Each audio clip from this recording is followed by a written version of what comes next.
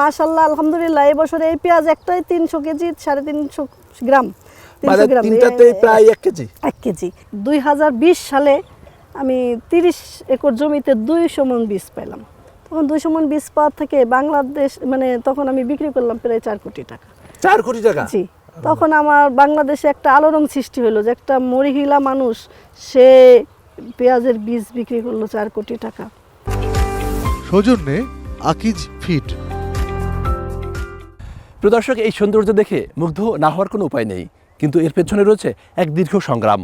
বাংলাদেশের কৃষকরা যখন প্রতিবেশী দেশ ভারত থেকে নিম্নমানের বীজ কিনে প্রতারিত হচ্ছিল, তখন কিছু উদ্যোক্তা এই পেঁয়াজের বীজ উৎপাদনের ক্ষেত্রে গুরুত্বপূর্ণ ভূমিকা রেখেছেন।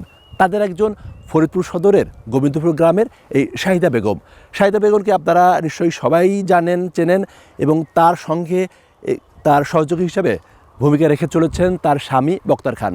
আজকে আমরা কৃষি প্রযুক্তিতে তাদের দুজনের সঙ্গেই তাদের দীর্ঘ সংগ্রাম, আগামী দিনে বাংলাদেশের পেঁয়াজের বীজ সংরক্ষণ, পেঁয়াজের ভবিষ্যৎ, এসব নিয়ে কথা বলবো। আর সঙ্গে আছি আমি মনির ইসলাম মিন্টু।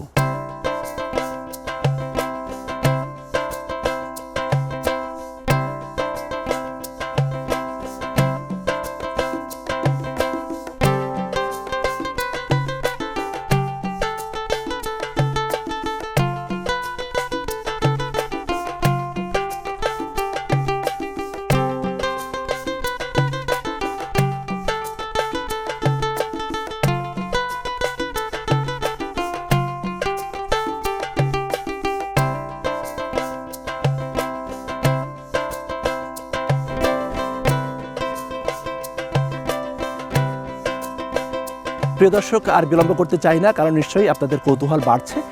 সেক্ষেত্রে আমরা শুরুতেই শাহিদা বেগমের সঙ্গে কথা বলতে চাই। শাহিদা বেগম, আমাদের কৃষি প্রযুক্তি অনুষ্ঠানে আপনাকে স্বাগতম। ধন্যবাদ। আচ্ছা, একেবারে ফুলে ফুলে ভরপুর পুরো মাঠ, এটাই আসলে কীভাবে সম্ভব? আসলে এই সময়টা অনেক সুন্দর থাকে মাঠটা, পেঁয়াজের ফুলে পরাগায়ন হচ্ছে, বিভিন্ন মহিলা পুরুষ কাজ করতেছে। তো অনেক জায়গা থেকে উদ্বুদ্ধকরণ ভ্রমণে আসে, কৃষি সম্প্রসারণের আওতায় কৃষকদের নিয়ে আমাদের এই মাঠ দেখতে আসেন। আলহামদুলিল্লাহ অনেক ভালো লাগে। আচ্ছা, তো নিশ্চয়ই এই মাঠে পুরো জমি আপনাদের না? জি না, এটা আমরা তো প্রথম করছিলাম। আমি তো 2004 সালে শুরু করি, তখন কেউ করে নাই। তখন ওই পাশের একটা মাঠে আমি মাত্র 2 পাখি জমি দিয়ে শুরু করি। তো এই পাশে ছিল ইরি ধানের ব্লক। তো যখন আমি 2 পাখি জমি দিয়ে 2 মণ বীজ পাইলাম, তখন বিক্রি হয়ে গেল। তখন আমারও মানে উৎসাহ আসলো যে আমি আরো একটু বাড়াবো। এই এলাকায় তো নারীরা কৃষিকাজে যুক্ত থাকে না, আপনি কিভাবে উদ্বুদ্ধ হলেন? আমার যখন বিয়ে হয়, আমার কৃষি পরিবারে বিয়ে হয়। আমার শ্বশুরবাড়ি ছিল কৃষক, আমার বাবার বাড়ি অবশ্য কৃষক ছিল না। যখন আমি দেখতাম কি এ সব ফসলই করতো, তো আমার অনেক কষ্ট হইতো, আমি পারতাম না। স্বামী ছিল বেকার। তো বেকার অবস্থা থেকে আমার শ্বশুরকে দেখতাম যে অল্প কিছু পেঁয়াজের বীজ করতো, বিভিন্ন জায়গা থেকে লোক আসতো নেওয়ার জন্য, অনেক দাম। তখন আমরা চিন্তা করলাম যে আমরা একটু করে দেখি, অভাব অনটন, বেকার অবস্থায় তো বুঝেনি। তো সেই সময় আমরা 2 পাখির জমি নিলাম, বর্গা হিসাবে। তখন আমি 2 পাখির জমিতে এই পেঁয়াজের বীজটা করলাম। অনেক কষ্ট হইলো, হাওলাত বলাত করে, তখন মানুষও টাকা পয়সা হাওলাত দেয় না, কষ্ট অবস্থা, কি বেকার অবস্থায়। তখন করার পরে আমি 2 মণ বীজ পেলাম ওই বছরে। ওই বীজটা আমি বিক্রি করতে পারলাম প্রায় 80,000 টাকা। 2020 সালে আমি 30 একর জমিতে 200 মণ বীজ পেলাম। তখন 200 মণ বীজ পাওয়ার থেকে বাংলাদেশ মানে তখন আমি বিক্রি করলাম প্রায় 4 কোটি টাকা। 4 কোটি টাকা? জি। তখন আমার বাংলাদেশে একটা আলোড়ন সৃষ্টি হলো যে একটা মরিহিলা মানুষ সে পেঁয়াজের বীজ বিক্রি করলো 4 কোটি টাকা। আচ্ছা, আমরা একটু বক্তা ভাইয়ের কাছে ফিরতে চাই যে শাহিদা আপার গল্প আমরা মোটামুটি সবাই জানি, কিন্তু এর পেছনে আপনার একটা গুরুত্বপূর্ণ ভূমিকা রয়েছে। আপনি কিভাবে তার কাজটাকে উৎসাহিত করেছেন? আসলে তো বেকার ছিলাম, দুজনই করতাম। আমার চাকরি হয়ে গেল, তারপর থেকে সে এটার হাল ধরলো, এবং সে কখনোই এই কৃষিকাজকে সম্মানের সহিত দেখছে এবং খুব ইসের সহিত, এবং কৃষিকাজ করে অনেক সম্মান, এবং তাকে রাষ্ট্রীয়ভাবে অনেক পুরস্কার পাইছে সে, এবং আমিও তাকে সাহায্য সহযোগিতা করছি। এই যে বিভিন্ন পুরস্কারে সে পাওয়াতে সে তার আরও উৎসাহ বাড়ছে, সে কখনোই পিছনের দিকে তাকায় নাই। খান বীজ ভান্ডারের গল্পটা একটু শুনতে চাই। আসলে আমরা প্রথমে তো এইটা লুজ বীজ বিক্রি করতাম। এখন লুজ বীজ বিক্রি করাতে সবাই খান সাহেবের বীজ বলতেন, এবং সেইখান থেকেই আমরা খানের বীজ নামকরণ করেছি। এবং আমরা ইদানিং যেহেতু পল্লী কবি জসীমউদ্দিন ঐতিহ্যবাহী আমাদের ফরিদপুরের গর্ব, আমরা আরেকটা প্রোডাক্ট করেছি, সেটা হলো নকশিকাতা সিড।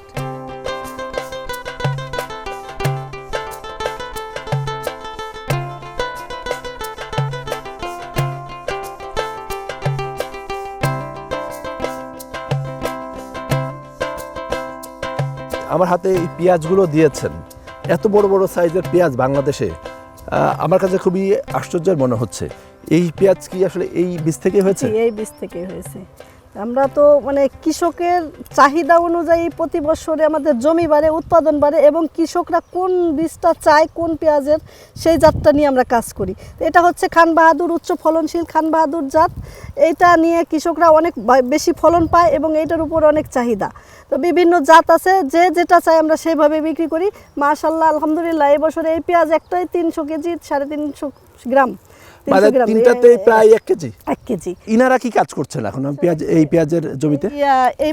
এই সময়টা আপনি প্রাকৃতিকভাবে যে মৌমাছিতে পরাগায়নটা হইতো, তো আমরা কয়েক বছর যাবত এই মৌমাছিটা পাচ্ছি না, যার কারণে আমরা হ্যান্ড পলিনেশন করতেছি এই মহিলা পুরুষ দিয়ে। যেহেতু আমি একজন নারী হিসাবে আমি নারী দিয়েই বেশিরভাগ কাজ করাই। আমাদের প্রত্যেকটা মাঠ আছে, যেমন আপনার এই মাঠটায় আছে খান বাহাদুর উচ্চ ফলনশীল, অন্য মাঠে আছে আরেক জাত। আমরা আইসোলেশন ডিস্টেন্স মেনটেন করে আমরা জাতটা করি, যাতে কোনো বীজের সাথে কোনো বীজের ক্রস না হয়। আচ্ছা, আমরা আরেকটু জানতে চাই, সেটা হচ্ছে এই যে মাঠটা আমরা দেখছি, এই মাঠটা শুধু একেবারে ফুলের সমারোহ।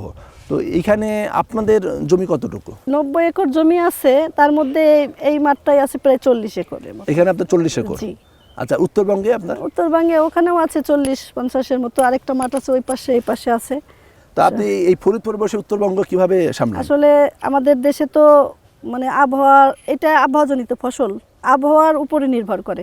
তো সেই হিসাবে এই সময়টা আপনার অতি দ্রুত তাপ বেড়ে যায়। তাপ বেড়ে গেলে পরে আপনার এই ফুলে বীজ হবে না, ফুলটা শুকাই যাবে। তো সেই হিসাবে আমরা নেটে সার্চ দিয়ে দেখছি যে উত্তরবঙ্গের ওইদিকে মানুষ বীজ করে, বিভিন্ন কোম্পানি আলাদা বীজ করে। তো ওইখানে আমরা যেয়ে দেখছি যে ঠান্ডা আবহাওয়াটা দীর্ঘ সময় থাকে, ঠান্ডা আবহাওয়ায় বীজ ভালো হয়। তারপরে আমরা ওখানে সুগার মিলের জমি নিয়ে ওখানে কথাবার্তা বলে আমরা সুগার মিলের জমি নিলাম, নিয়ে ওখানে আমরা বীজ করা শুরু করলাম। পরাগায়নটা একটু যদি দেখান, কিভাবে পরাগায়নটা করে? এই পরাগায়নটা আপনার এই যে আমরা হাত দিয়ে শুধু একটু আদর করে মতো করে দেব। ওই এখানে এটার মধ্যেই হচ্ছে, এটার মধ্যে আপনার থাকে, আপনার রেণু থাকে। ওই রেণুটা সবটা ফুলে লাগবে। মানে এখানে হচ্ছে পুরুষ ফুল আছে, এখানে হচ্ছে স্ত্রী ফুল আছে। জি, এটা এরকম দিলে পরে আপনার সবটা হয়ে যাবে, পরিপূর্ণ বীজ হবে। আপনি দেখেন যে এই যে এটা কিন্তু হয়ে গেছে, এটার ভিতরে বীজ হয়ে গেছে। আগে মৌমাছিতে করতো, তো এখন মৌমাছি নাই। আসলে কি পেঁয়াজের বীজে বিভিন্ন সময় বিভিন্ন পোকামাকড় আক্রমণ থাকে, তো ওই ওষুধ স্প্রে করতে হয়, যার কারণে ওই ফুলে মৌমাছিটা বসে না। এই কারণে আমাদের 2 বছর আমরা লস খাইছি, পেঁয়াজের বীজ ভালো হয় নাই। যার কারণে আমরা এই নেট পদ্ধতি দেখে আমরা এখন এই যে এই প্রযুক্তি হ্যান্ড পলিনেশনটা করতেছি। আলহামদুলিল্লাহ অনেক ভালো হচ্ছে। এখন সবাই করতেছে আমাদের দেখা দেখি করে।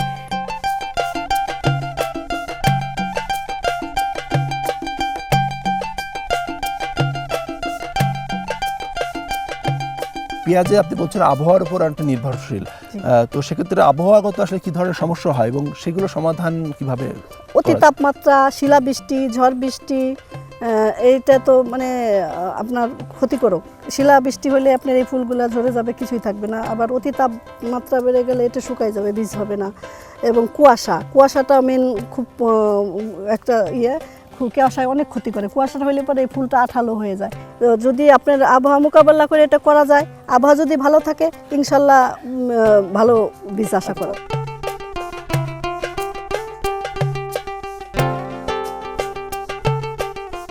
আপনারা এই যে পেঁয়াজের বীজ উৎপাদনের ক্ষেত্রে সরকারিভাবে আসলে কী ধরনের সহযোগিতা পেয়েছিলেন, বা এখন কৃষকরা কী ধরনের সহযোগিতা পেতে পারে? সরকারের এদিকে আরেকটু দৃষ্টি দেওয়া উচিত, যে কৃষকদেরকে উন্নত ট্রেনিং করানোর জন্য, এবং দেশের বাইরে যেসব দেশ থেকে বাইরে উন্নত পেঁয়াজ হয় সেই সব দেশের কৃষকদেরকে নেওয়া। এবং সরকার যদি সহজ শর্তে কৃষকদেরকে 2% বা 4% হারে যদি গভর্নমেন্ট লোন দেয়, এবং কোনো কৃষি ঋণ বাংলাদেশে কিন্তু বকেয়া নাই, সরকারের এদিকে আগায় আসা উচিত। এখন যদি পেঁয়াজ উঠতেছে ভরা মৌসুম, এই সময় যদি গভর্নমেন্ট বাইরে থেকে পেঁয়াজ আমদানি করে, তবে আমাদের দেশের কৃষকরা তো আগ্রহ হারায় ফেলবে, আর পেঁয়াজ চাষ করবে না, এবং এদেরকেও উৎসাহ দিতে হবে।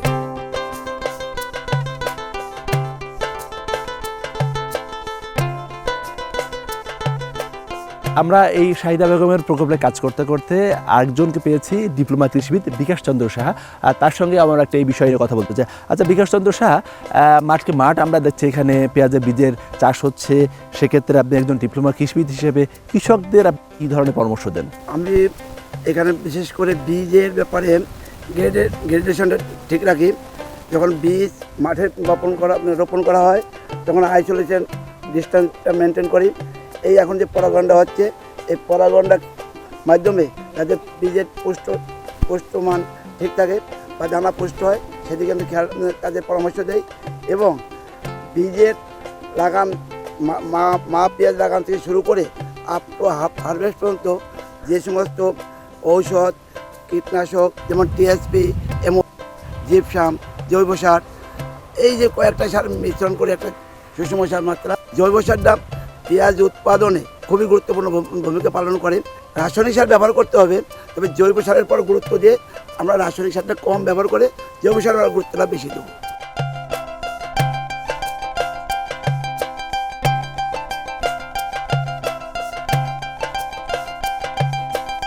এই পেঁয়াজটা হচ্ছে অনেক ঝুঁকিপূর্ণ ফসল, যেমন ঝুঁকিপূর্ণ তেমন ব্যয়বহুল তেমন দামি।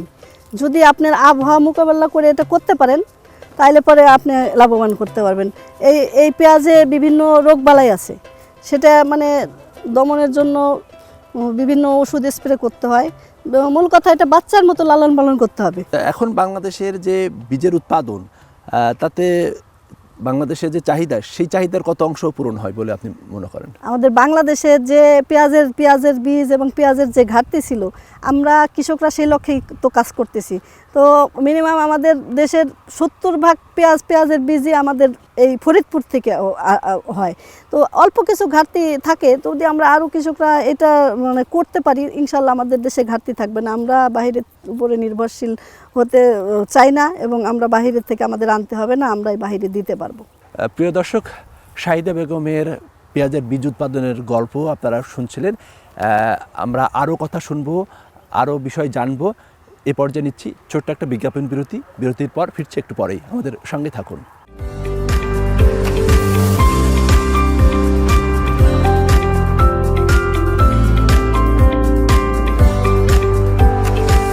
সৌজন্যে আকিজ ফিড। প্রিয় দর্শক, বিরতির পর আবারও ফিরে এলাম কৃষি প্রযুক্তি অনুষ্ঠানে। এতক্ষণ আমাদের সঙ্গে থাকার জন্য ধন্যবাদ। চলুন দেখে আসি আমাদের নারী উদ্যোক্তা শাহিদা বেগম আপার পেঁয়াজের বীজ উৎপাদন, বিপণন, সংরক্ষণ সহ অনুষ্ঠানের বাকি অংশ।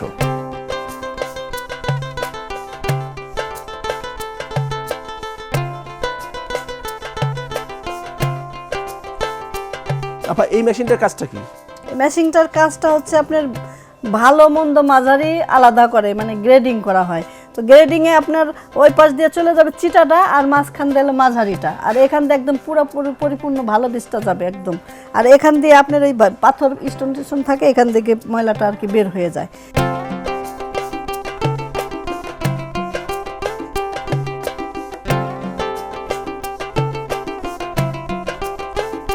আপা, আপনার এখানে তো দেখছি যে অনেকগুলো কৌটা এবং প্যাকেটও রয়েছে, তো সেক্ষেত্রে আপনার কোন কোন জাত এবং কত দাম, সেই বিষয়গুলো একটু যদি আমাদের একটু ধারণা দেন।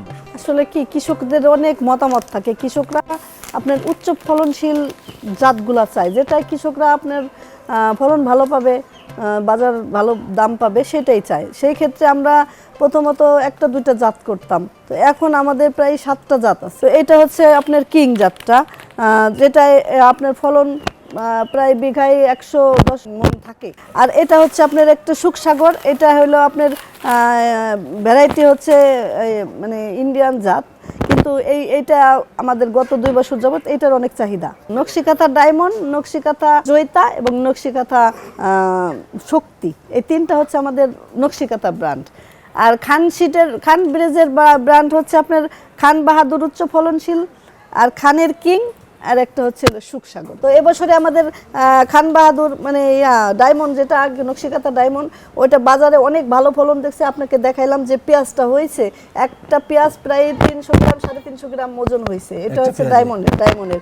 আবার এই যে আপনার সুখসাগরটাও সেইভাবেই হয়েছে, অনেক ভালো পেঁয়াজ হয়েছে। এই পেঁয়াজগুলো তো বছরব্যাপী সংরক্ষণ করা যায়? জি, অবশ্যই করা যায়। আমাদের সংরক্ষণাগার আছে, যেখানে ব্লোয়ার ফ্যানের মাধ্যমে আমরা প্রায় একটা হাউজে 10 টন করে পেঁয়াজ রাখতে পারি। ওখানে পেঁয়াজটা পচে না। একসময় আমরা মাছা করতাম, অনেক জায়গা লাগতো, পেঁয়াজ অনেক পচে যাইতো।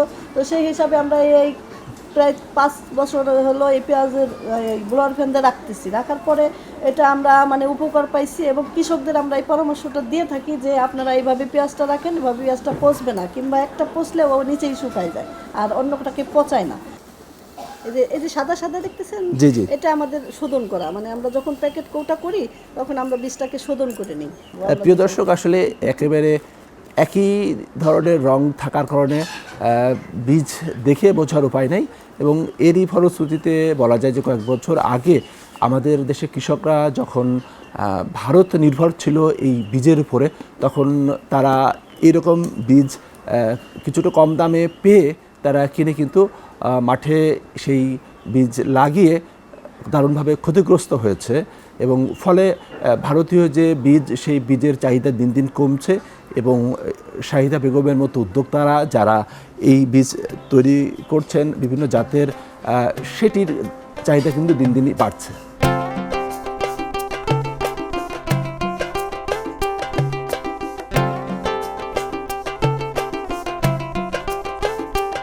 আমাদের জুন জুলাইতে হলো সংরক্ষণ হয়, এবং সেপ্টেম্বর থেকে আমরা হলো প্যাকেটজাত করি, কৌটা করি।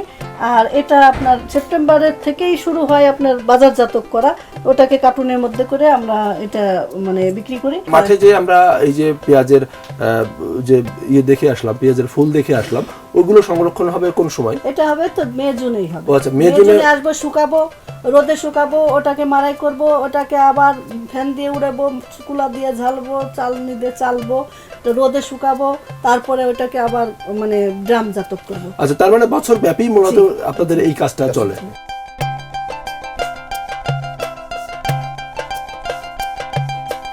নতুন যারা উদ্যোক্তা হতে চান এই বিষয়ে, তাদের উদ্দেশ্যে আপনার কি পরামর্শ? আজকে দীর্ঘ প্রায় 25 বছর যাবত এই পেঁয়াজের বীজ নিয়ে কাজ করতেছি। আমাদের কাছ থেকে পরামর্শ নিয়ে অনেকেই এই পেঁয়াজের বীজ করতেছে। প্রায় আমাদের দেশে অনেকটাই ঘাটতি সম্পূর্ণ হয়েছে।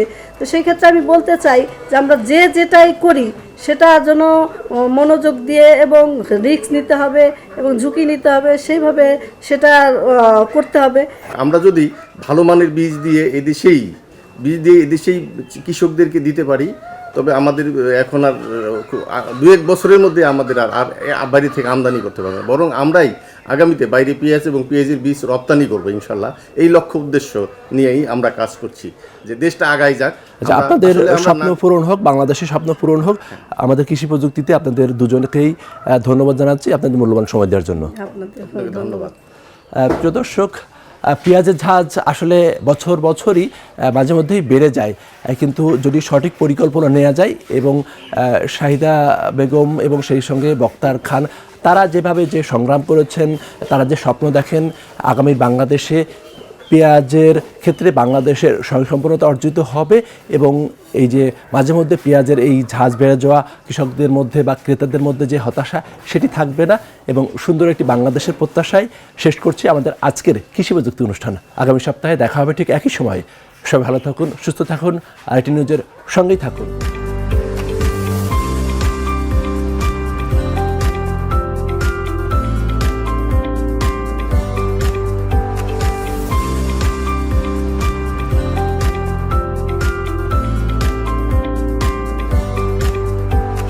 সৌজন্যে আকিজ ফিড।